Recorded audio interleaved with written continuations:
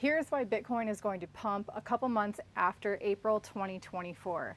Some people think they know why, but here's the real reason, and it makes a lot more sense the more you think about it. If you guys are interested in this video and you want to keep watching, I appreciate it if you hit like and subscribe, because we put out these videos every single day. If you're to know what we're doing with our cryptocurrencies and why, how much of our portfolio is in Bitcoin and altcoins, and which altcoins, and when we're taking profit, yes, there are already profits to be made. You have to check out a link for the CT Club. A link for it is down below. So today we're talking about the Bitcoin halving event. It happens every 4 years. It means the rate of emission of Bitcoin becomes more scarce, basically.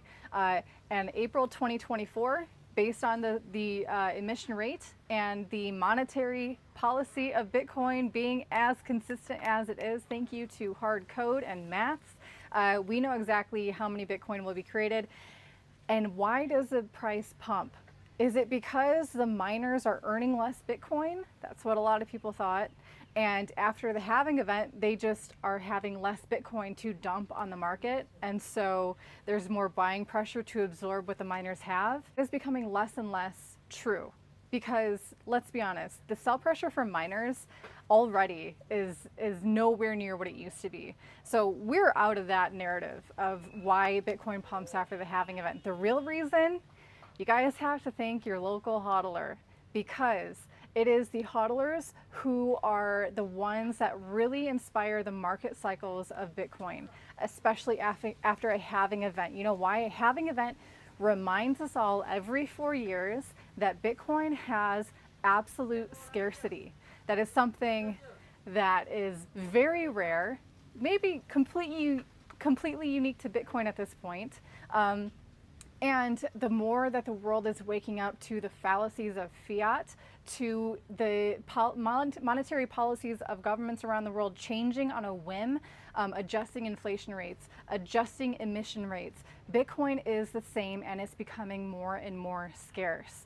So after a halving event, that is the reminder. Hodlers all of a sudden realize, oh my gosh, you know what? I don't think I have enough exposure to this, and they're going to be buying more. Not to mention the fact that the media is covering Bitcoin a lot more frequently during these events.